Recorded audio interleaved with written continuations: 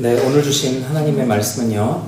네, 느헤미야서 8장 말씀입니다. 8장 2절, 3절, 8절, 9절 우리 이렇게만 한번 같이 읽어볼게요. 네, 먼저 2절부터요. 자, 시작. 일곱째 달 초하루에 제사장 에스라가 율법책을 가지고 회중 앞 곧 남자나 여자나 알아들을 만한 모든 사람 앞에 이르러 수문 앞 광장에서 새벽부터 정오까지 남자나 여자나 알아들을 만한 모든 사람 앞에서 읽음에 뭇 백성이 그 율법책에 귀를 기울였는데 8절이요. 하나님의 율법책을 낭독하고 그 뜻을 해석하여 백성에게 그 낭독하는 것을 다 깨닫게 하니 백성이 율법의 말씀을 듣고 다 오는지라 총독 느헤미야와 제사장 겸 학사 에스라와 백성을 가르치는 레위 사람들이 모든 백성에게 이르기를 오늘은 너희 하나님 여호와의 성일이니 슬퍼하지 말며 울지 말라 하고 아멘. 네, 다음 화면이요. 제목이 나옵니다. 오늘 말씀 하나님의 선한 손 이런 제목으로 은혜를 같이 나눠보도록 하겠습니다. 오늘도 우리를 부르신 또 하나님께서 또 불러 모으신 우리 모든 지체들에게 하나님의 또 마음을 알게 하시고 또 갈 길에 위정표를 또 비춰주실 줄로 믿습니다. 다음 화면 한번 보여주실까요? 네. 자, 다음 표현들의 공통점을 한번 찾아보시겠습니까? 안고 없는 찐빵, 오아시스 없는 사막, 안테나 없는 텔레토비. 자, 이거의 공통점을 한번 좀 찾아보시죠. 네. 저는 순간 없어요라고 그래갖고 좀 잘못 가져왔나 했는데. 네. 자, 그럼요. 자, 머릿속으로 생각해 보시고 안고 없는 찐빵, 오아시스 없는 사막, 안테나 없는 텔레토비 그리고 다음 하면 네, 안경 없는 뽀로로. 네. 찾으셨나요? 공통점을 좀 찾으셨어요? 네. 사실은 아까 우리 미순장님 말씀하셨어요. 공통점이 뭐죠? 뭔가 핵심이 없다. 예, 맞아요. 뭔가 핵심이 없다. 그러니까 이렇게 표현할 수 있을까요? 활용점정이 없다. 다른 것들은 이렇게 막 다 갖춰졌는데 마지막에 눈을 안 찍어서 이제 뭔가가 좀 안 되는 거죠. 그러니까 뭔가 좀 비어 보이는 거죠. 우리가 지금 배우고 있고 묵상하고 있는 에스라 느헤미야서에서는 바로 이와 비슷한 모습이 좀 등장을 합니다. 무언가 잘 갖춰진 것 같은데 그 안에 핵심이 없는 부분들을 좀 지적하고 있는 부분들이 느헤미야와 에스라서에 등장을 합니다.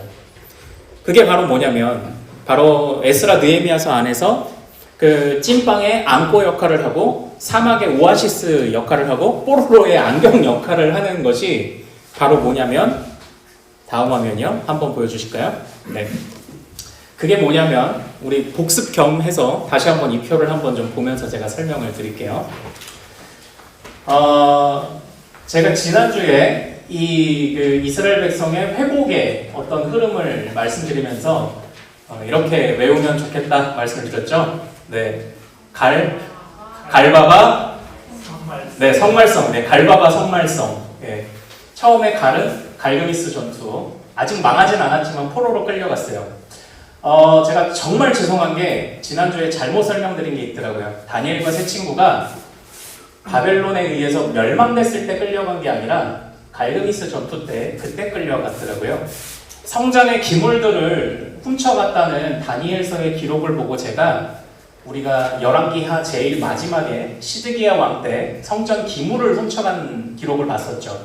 그 성전 기둥에 놋을 벗겨가고 그래서 제가 그것만 생각하고 다니엘이 멸망했을 때 끌려갔다고 생각을 했는데 잘 찾아보니까 첫 번째 갈그미스 전투 때 포로로 끌려갔더라고요.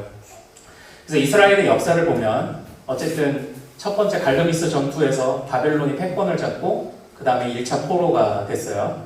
그러다가 두 번째 갈바바, 두 번째 바에서 바벨론에 의해서 멸망. 그리고 시간이 좀 지나다가 갑자기 바벨론이 바사라는 왕국에 또 사로잡히면서 바사가 갑자기 이스라엘 백성들로 너희를 돌아가라 라고 한 것. 여기까지가 이제 그 고레스의 칙령이죠. 그 다음에 이스라엘 백성들이 와서 이제 이스라엘 땅을 회복시킵니다. 처음에 지었던 건 성전이었죠. 그런데 한번 잘 보세요. 성말성. 진정한 회복의 흐름이라고 말씀을 드렸죠. 성전이 먼저 건축되고요. 성전이라는 외형은 갖춰졌지만 그것만으로는 충분치 않다. 성전이라는 그럴싸하게 용은 그렸는데 아직 눈이 찍히지 않은 거예요. 근데 그 눈의 역할을 하는 게 뭘까요? 제가 오늘 말씀드리고 싶은 주제 바로 말씀입니다. 이 말씀이 뽀로로의 안경이고요. 찐빵의 안고고요. 사막의 오아시스예요. 이 말씀이 빠져버리면 성전은 의미가 없어요. 그냥 예쁜 건물일 뿐일 것입니다. 근데 오늘은 성전이 세워졌고 말씀이 학사 에스라에 의해서 회복됐고 그러고 나서 이제 마지막 3차 귀환 때 성벽을 느헤미야가 세우는 이야기이잖아요. 그런데 그 성벽이 완공되고 난 바로 다음의 이야기가 오늘 8장이에요. 그러니까 느헤미야 2장부터 7장까지 우여곡절 끝에 성벽을 짓고 그러고 나서 성벽을 지은 다음 이야기가 8장인데 8장 이야기의 중요한 핵심이 또 뭐냐면 말씀을 다시 세우는 거예요. 그러니까 다시 보면은 여기에 제가 표시하지 않았지만 갈바가 성말성이 아니라 성말성말인 거죠. 성전을 짓고 말씀을 채우고 성벽을 짓고 또 말씀을 채우는 거죠. 한번 잘 유추해 보실까요? 성전을 짓고 말씀을 채우는 것은 어떻게 보면 이해가 쉽죠. 왜냐하면 예배의 장소니까 예배는 하나님이 정하신 방향으로 가야 되죠. 성벽이라는 건 어떻게 보면 그 삶의 울타리를 이제 마련하는 것 아닙니까? 안전의 울타리를. 그런데 그 안전의 울타리가 완공되었을 때에 다시 말씀을 세운다. 우리가 이걸 어떻게 좀 해석을 하면 좋을까요?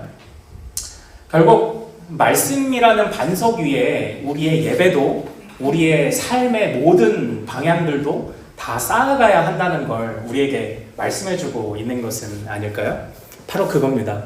에스라 느헤미야는 모든 회복의 이야기 중에 말씀에 참 관심이 많아요. 말씀이 없으면 안고 없는 찐빵이다. 오아시스 없는 사막이다. 그리고 안테나 없는 텔레톱이다. 또 뭐 없는 뽀로로다. 안경 없는 뽀로로다. 그거예요. 뭔가 자꾸 핵심을 놓치는 그 핵심이 말씀이다. 이게 느헤미야 8장입니다. 느헤미야 8장. 외형을 갖춘 것만으로는 안 돼요. 말씀이 살아 있어야 돼요. 사실 저는 이 성벽 느헤미야를 통해 마지막 성벽을 세워진 것을 그냥 쉽게 생각해서 우리의 예배가 세워지고 성벽을 통해 우리의 삶의 울타리가 세워지고 그래서 말씀 반석 위에 우리의 삶을 쌓아가자. 가정도 직장도 우리 자녀도 뭐 어떤 것이든지 이렇게도 해석을 하고 싶은데요. 사실상 엄밀히 말하면 회복의 이야기 중에 왜 꼭 성벽이 들어가야만 하냐면 하나님께서 약속하신 나라가 비로소 나라의 그 요소를 다 갖춘 거예요. 예배도 됐고요. 성도 갖췄고 그러니까 상징적인 거예요. 하나님의 그 백성들의 나라가 다시 완전히 회복됐다. 이건 장차 하나님의 나라가 완전히 이루어질 것이다 라는 것을 전망해 보게 하는 그래서 성벽이 중요해요.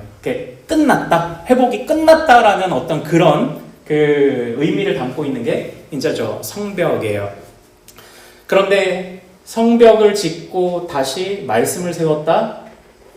성벽이 우리의 삶을 안전하게 보장해 주는 것이 아니라는 고백이 그 안에 담겨 있는 거죠. 왜냐하면 그럴 수밖에 없어요. 왜냐하면 저렇게 만들어졌던 성벽이 이전에 가를 바반할 때 첫 번째 그 성벽이 무너져 봤었거든요. 그 성벽이 무너져 봤었기 때문에 바벨론에 의해서 처음 멸망할 때 성전도 성벽도 무너져 봤기 때문에 성벽을 다시 회복하기는 했지만 그 성벽만으로 충분치 않다는 것을 이미 그 지도자들이 알고 있었다는 거예요. 무너져 봤어요. 성벽 아무것도 아니에요. 우리가 열왕기하 마지막 말씀을 볼 때 고대의 그 성벽 전투 보면 그 반지의 제왕 보면 막 성벽 전투 있죠. 높은 성벽을 가지고 있는 성을 깨부수려면 어떤 전략을 쓰면 좋을까요? 기억나시는 곳이 있습니까? 네. 투척기. 네, 투척기로 돌을 던져서 허물어뜨리는 거. 또 다른 방법 또 아시나요? 우연형제 역시. 오, 땅굴. 네네. 땅굴 있어요. 또 알고 계신 부분이 있으신가요? 대답을 안 하면 뽀로로 뭔가 대답을 잘 하면 네, 제가 지난주에 뽀로로 비타민으로 재미를 좀 봐서 네, 또 다른 방법이 있을까요? 우리 열왕기하 맨 마지막에 이스라엘 백성들이 네네네 맞아요. 첫 번째는 포위해서 말려 죽이는 거죠. 굶겨 죽이고요. 그 다음에 토성을 쌓아서 그걸 타고 넘어가는 겁니다. 네, 지금 다 나왔어요. 그러니까 성벽이라는 게 중요합니다. 1차적으로 막아주는 거 중요한데 그 성벽이 무너져 본 거예요. 그래서 그 성벽만으로 충분치 않다는 걸 지금 이스라엘의 지도자들 느헤미야와 에스라가 그걸 고백하고 있는 거죠. 그렇다면 다시 생각을 해야 되지 않습니까? 왜 이 성벽이 무너졌었을까? 네, 이 성벽이 왜 무너졌었을까? 바벨론이라는 힘이 센 나라가 쳐들어온 것은 표면적인 이유이지만 근본적인 이유 속에는 그들과 하나님과의 관계에 문제가 생긴 이유가 가장 크지 않았습니까? 그래서 그들은 다시 성벽을 세우고 하나님 나라가 외형은 하나님의 백성의 나라가 다 갖춰졌어요. 성벽까지 쫙 세웠어요. 그런데 외형으로 끝날 수 없다는 것을 다시 고백하는 거죠. 그래서 물론 봉헌 예배는 느헤미야 12장 가면 봉헌 예배를 정식으로 드리지만 느헤미야 8장에서는 그래서 일단 말씀을 선포해요. 백성들에게. 그게 이제 오늘 좀 주제예요. 그러니까 그럴싸한 외형이 껍데기가 되지 않게 하는 핵심 그게 뭐냐? 그게 하나님의 말씀이다라는 것이죠. 또 우리가 자꾸 본문을 띄엄띄엄 보지만 오늘 이 8장 바로 앞에 있는 7장에 보면 또 그럴싸하게 갖춰졌던 외형이 또 한 가지 등장합니다. 다음 화면 한번 보여주실까요? 네, 다음 화면이 뭐냐면 자, 에스라 2장과 7장에 있는 말씀을 한번 비교해 보시고 공통점을 한번 찾아보십시오.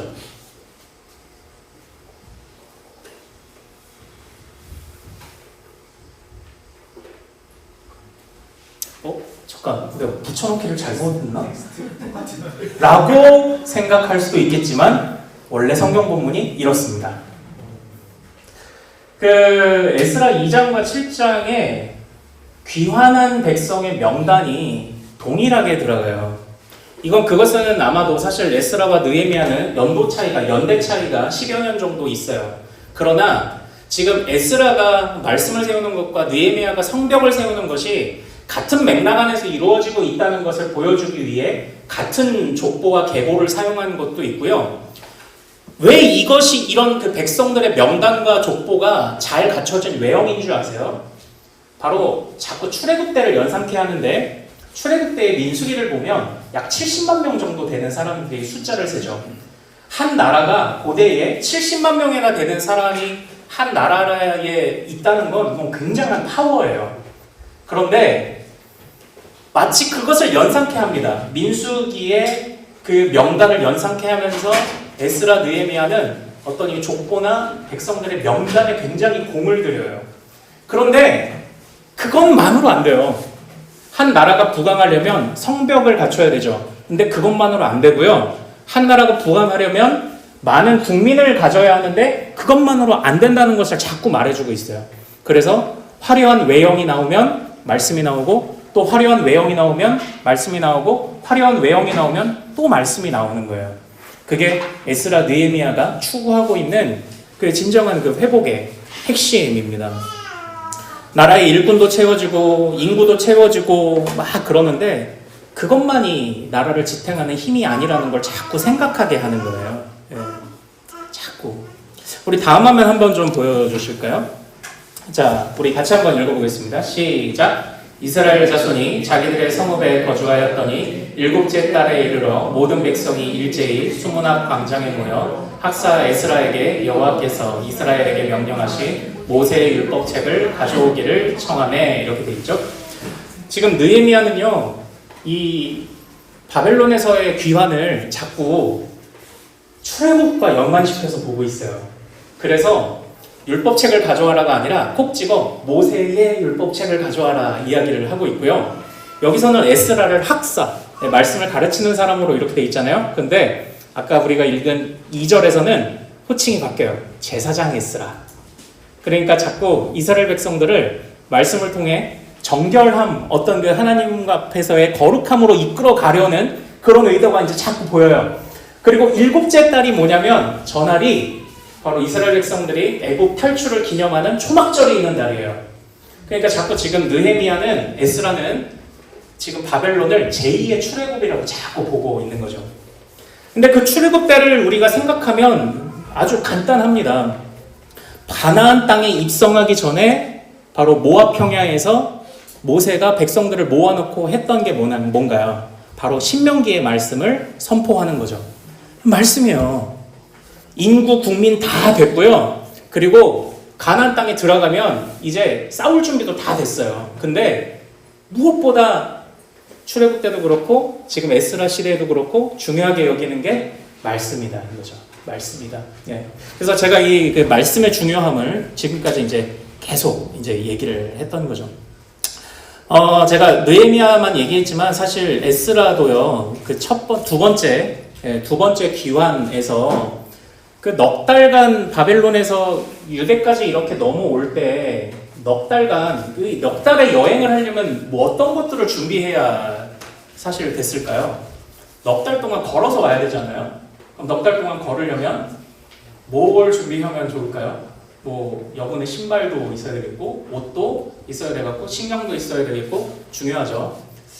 근데 에스라가 출발하기 전에 가장 먼저 준비했던 게 레위인이었어요. 레위인들을 소집해요. 흩어져 살던 레위인에게 소집하고 그 레위인에게 다시금 사명을 부여해요. 그것처럼 에스라 느헤미야를 통해 물리적인 사람들이 돌아오고 물리적인 건축물이 세워지고 이거에 관심이 정말 많지만 정말 에스라 느헤미야서 이스라엘 회복의 이야기를 통해 하고 싶은 건 하나님의 말씀이 그 중심에 있다라는 걸 이야기를 하고 있는 거죠. 네, 말씀이 중요하다. 제가 이제 계속 이제 말씀을 드렸습니다. 이제 그렇다면, 네, 성경이 어쨌든 말씀으로 세우는 것이 관심이 많다. 이 얘기를 지금 계속했어요. 그러면 근데 그 말씀이 도대체 무엇을 말하기에 이렇게 중요하냐? 이제 이 부분을 조금 생각해 보려고 하는데, 여러분들 혹시 벌써 휴가 계획들 세우신 가정 있으신가요? 여름 휴가 보통 언제쯤 계획들 세우시죠? 6월쯤? 휴가가 아직 언제인지 모르시는군요. 네네네. 작년에 건너뛰셨어요? 제가 작년에 여름휴가를 강원도로 갔다 왔어요. 강원도 이제 삼척으로 갔었는데, 저희 아이들이 어리니까 아마 대부분의 가정들이 그렇겠지만, 사실 물놀이를 많이 하러 가잖아요. 어디 뭐 조용하게 산책하고 보고 이게 잘 안 되잖아요. 그냥 얘네들은 물에서 놀아야 되잖아요. 그래서 휴가 첫날 월요일은 천안 워터파크에 가서 놀고, 그러고 나서 화요일부터 금요일까지 한 숙소만 예약을 해서 이제 거기서 그냥 바다 물놀이만 하겠다 이러고 이제 강원도로 넘어간 거예요. 그런데 이게 남자들이 좀 그럴 때가 있어요. 천안에서 강원도로 넘어갈 때 보통 어떤 길을 가시나요? 창희 형제, 혹시 여기서 강원도 갈 때 어떤 길을 쓰시나요?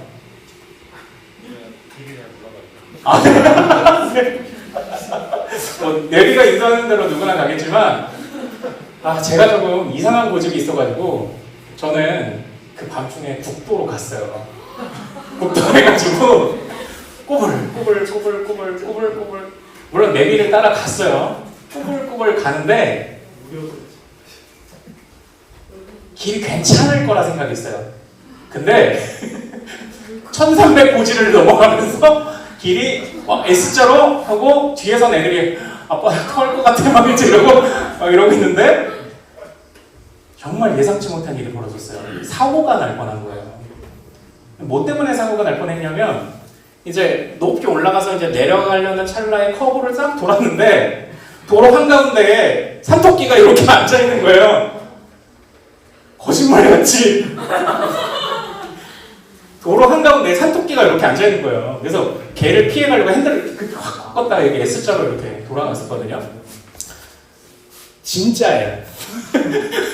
산토끼가 도로 2차선 도로의 한가운데에 있어서 사고가 날 뻔했던 거예요. 네. 이제 그걸 이제 우리 가족이 모두가 목격을 했던 거죠. 돌발 상황이 있었어요.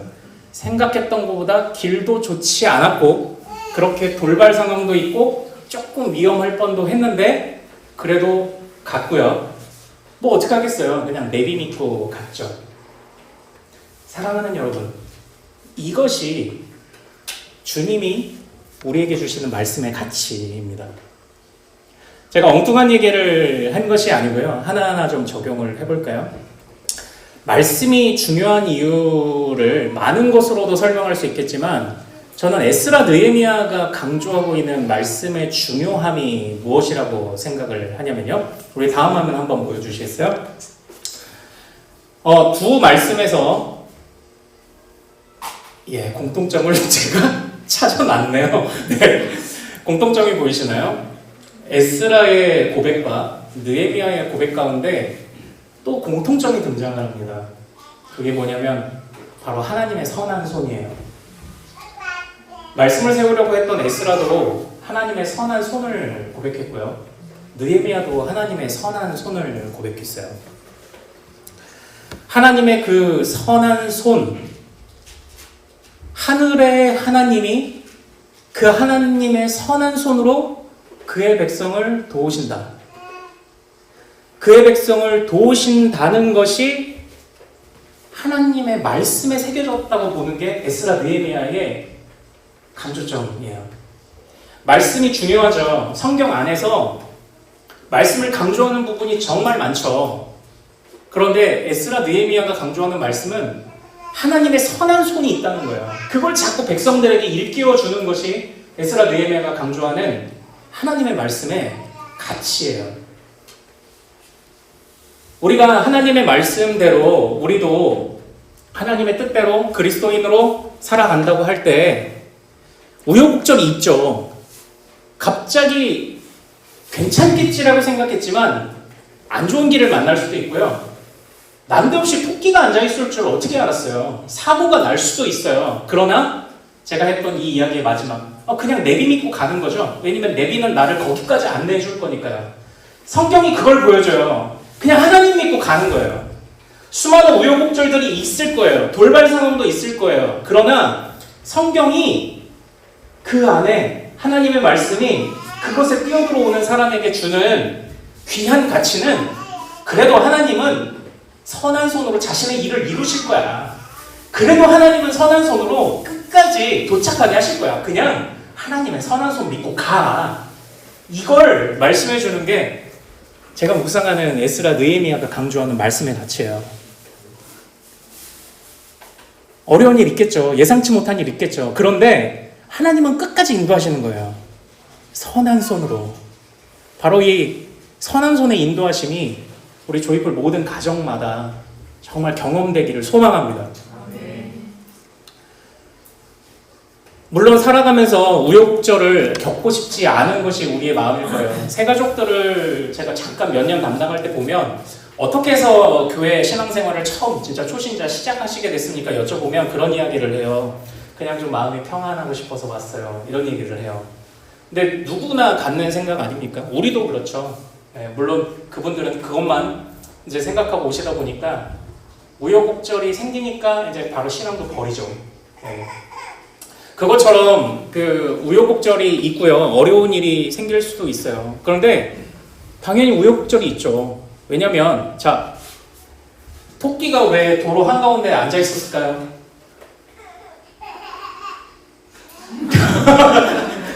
너 나 비웃는 거야?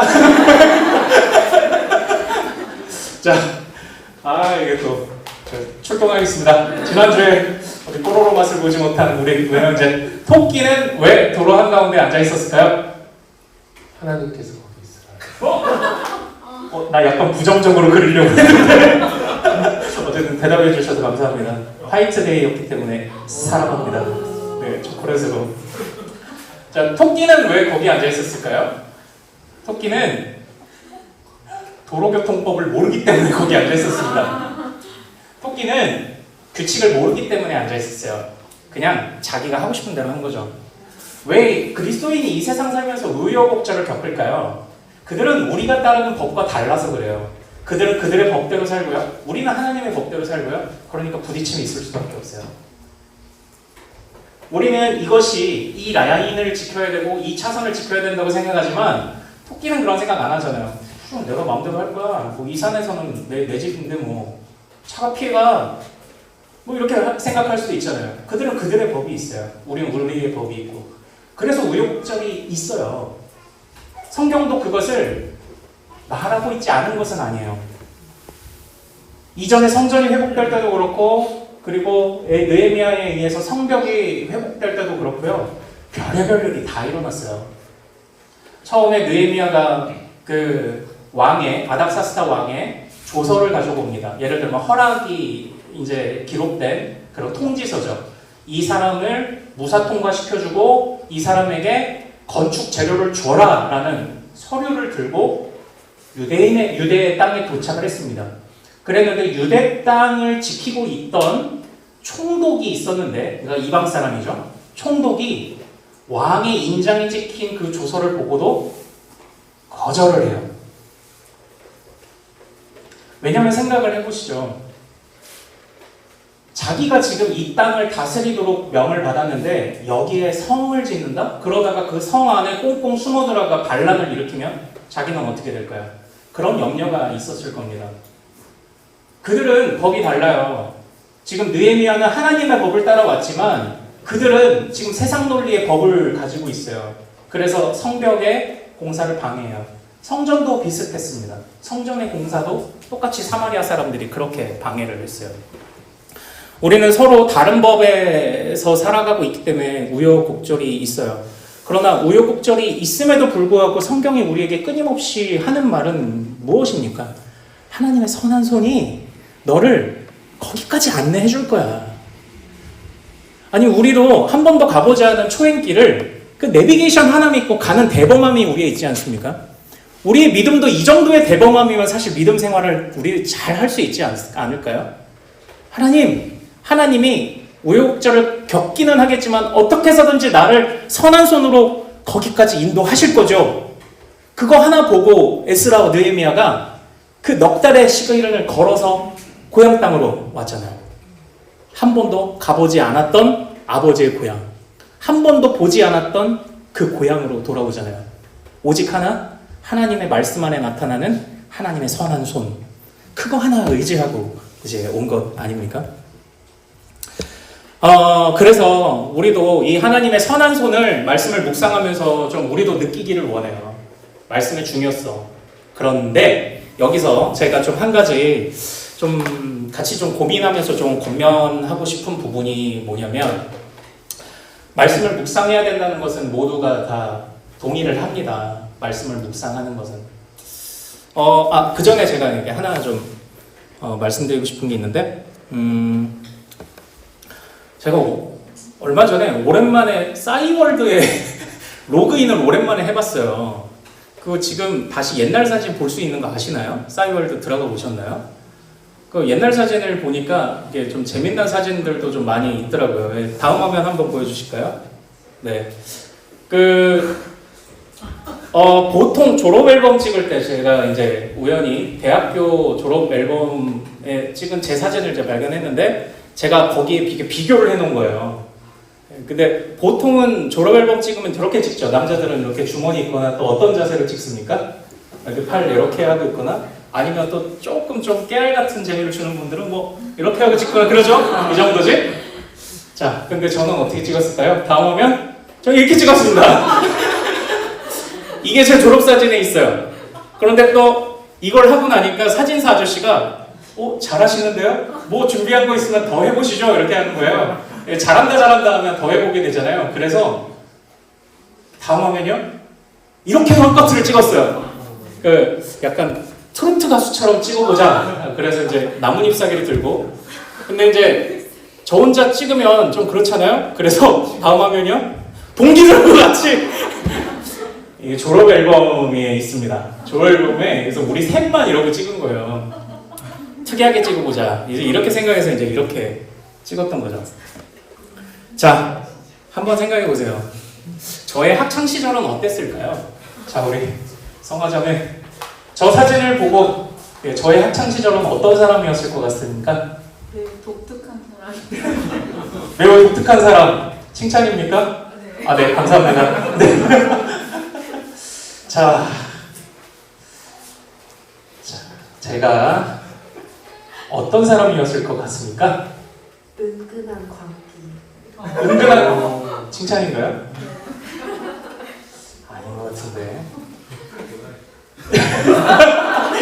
아닌 것 같은데. 자, 수연자매, 저는 학창 시절에 어떤 사람이었을 것 같습니까?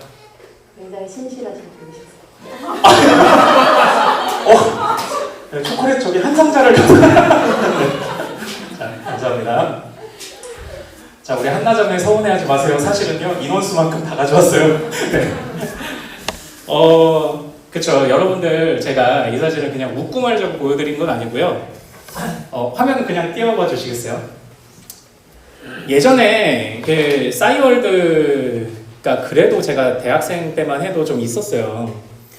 그래서 싸이월드에 사진도 막 올리고 하잖아요. 근데 또 싸이월드를 또 그때는 이렇게도 활용을 했어요. 바로 뭐냐면, 저희 교회에 한 반주하던 자매가 친한 선배 언니를 한번 만나보라며 이제 그 언니의 이름과 나이를 알려줬죠. 근데 예전에 개인정보가 그렇게 치밀하게 돼 있지 않던 때는 이름과 생년월일만 검색하면 싸이월드를 볼 수 있어서 제가 우리 아내를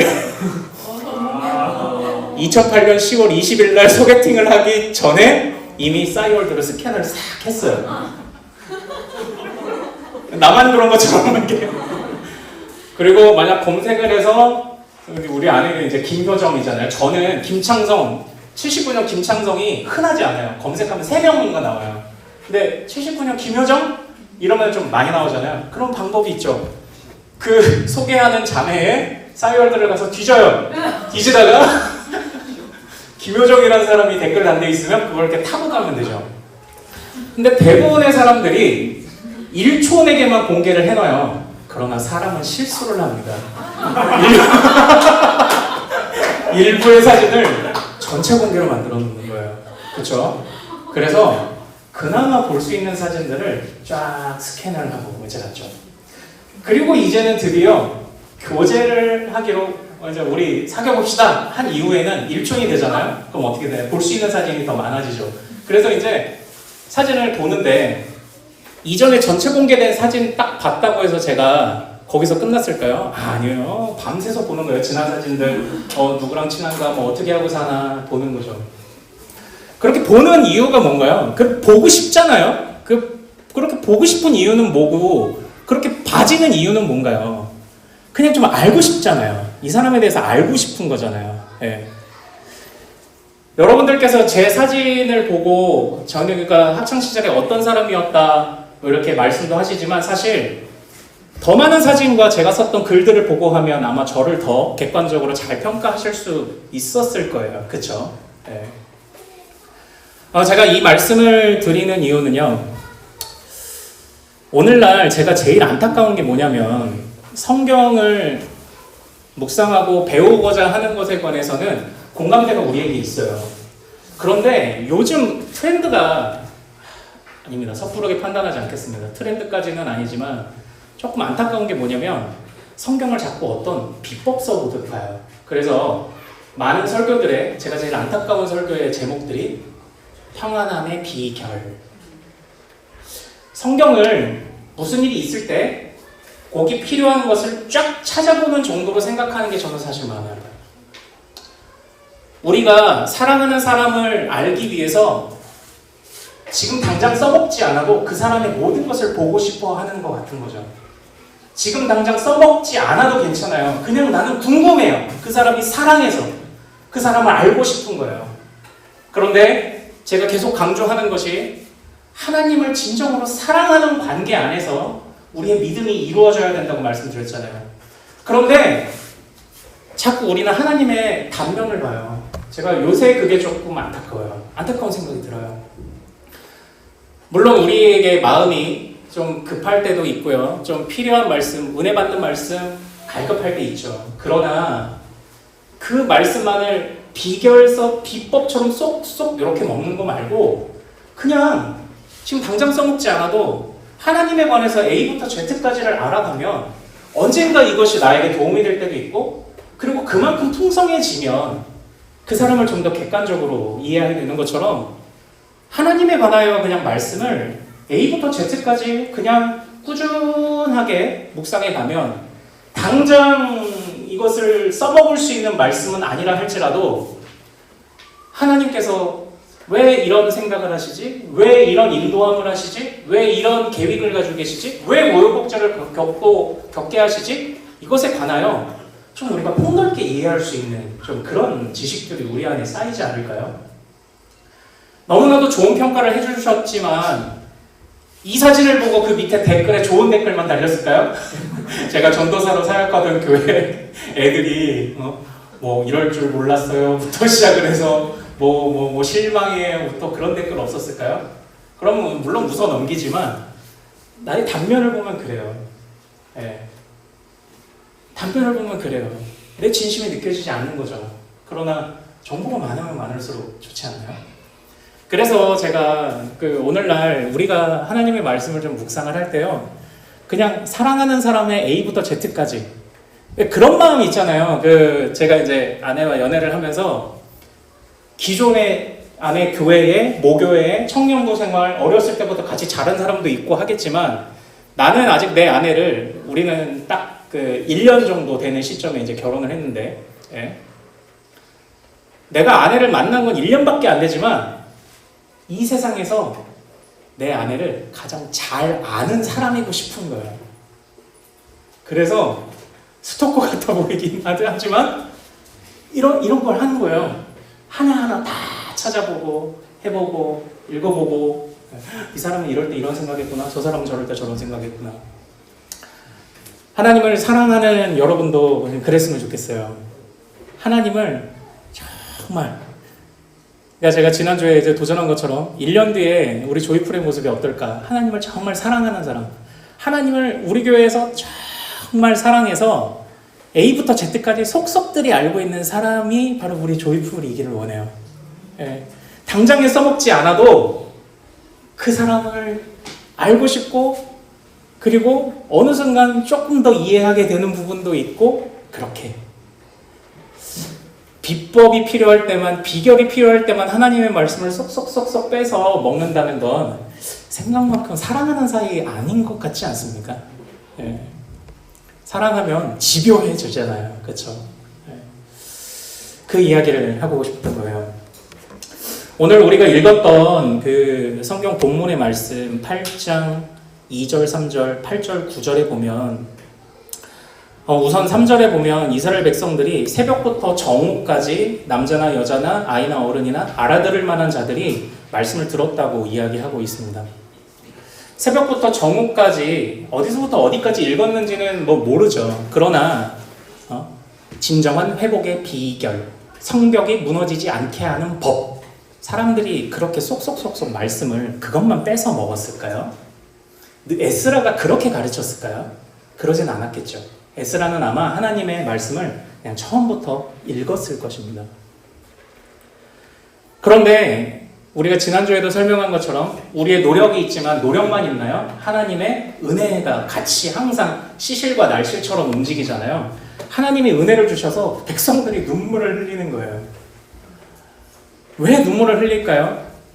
그 안에 감사한 제목도 있고 그 안에 내 죄를 고발하는 부분들도 있겠죠.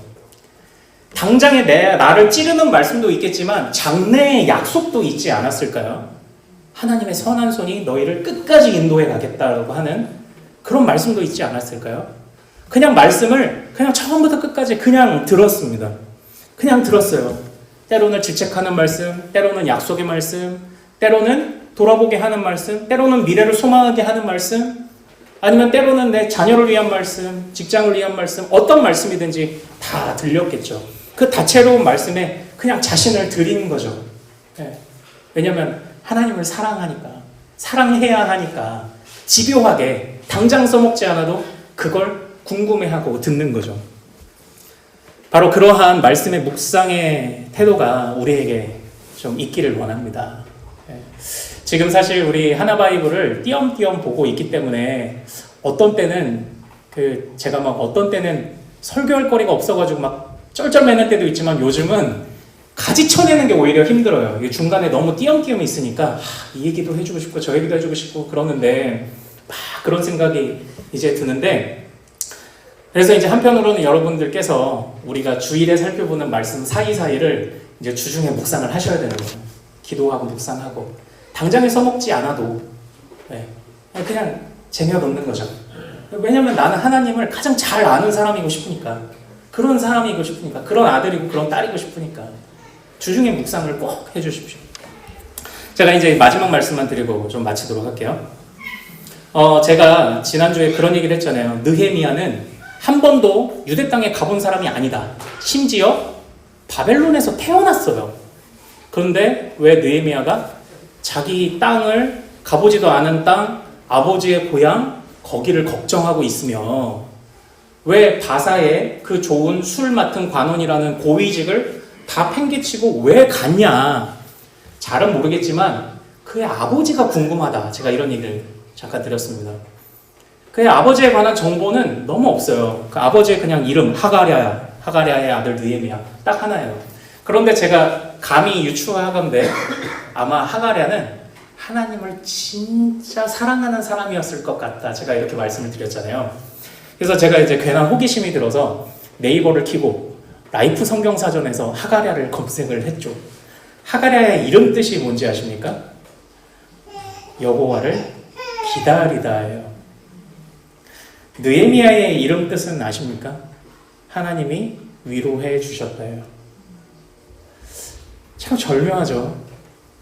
하나님을 진짜 사랑하는 사람이, 그 아버지 하가랴가 하나님의 선한 손을 의지하고 그것을 말씀에서 발견하고 바벨론 땅에 비록 살아가지만 하나님의 선한 손을 의지하고 견딘 거죠. 기다린 거죠. 그랬더니 하나님이 느헤미야라는 아들을 딱 주셨는데 그때 무언가 기도하고 간구하던 것들이 해결된 것 같아요. 그래서 느헤미야 자신의 아들의 이름을 여호와께서 기다리던 나를 위로해 주셨다라고 지었어요. 재밌는 건 에스라의 아버지도 궁금해져가지고 에스라의 아버지도 찾아봤는데요. 스라야예요. 여호와는 살아계신다는 뜻이에요. 그리고 에스라의 이름 뜻은 하나님은 도우신다는 뜻이에요. 에스라의 아버지가 이방 땅에서 살아갔지만 아직도 하나님은 살아계심을 끝까지 붙들고 있었어요. 그러다가 에스라라는 아주 귀한 아들을 낳았고 그 아들의 이름을 내가 하나님 살아계신 하나님을 의지했더니 하나님이 도우셨다고 고백을 한 거죠. 하나님을 정말 사랑하는 사람들에게는 바로 이렇게 하나님의 선한 손이 역사함이 또 있다는 것, 이것이 또 오늘 우리가 배워야 할 교훈이 아닐까요? 우여곡절이 있습니다. 우리는 또 많은 부분에서 회복되기를 갈망합니다. 그러나 그 중심에 하나님 말씀을 위치시키시기를 소망합니다. 그리고 그 말씀을 당장 써먹을 말씀이 아니라 그냥 모든 말씀으로 받는 우리가 되기를 원해요. 그리고 이 모든 것을 사랑 안에서 하시는, 사랑 안에서 이 모든 작업들을, 이 모든 배움과 믿음의 관계들을 이끌어 가시는 우리 모든 조이풀 가족 되시기를 소망합니다.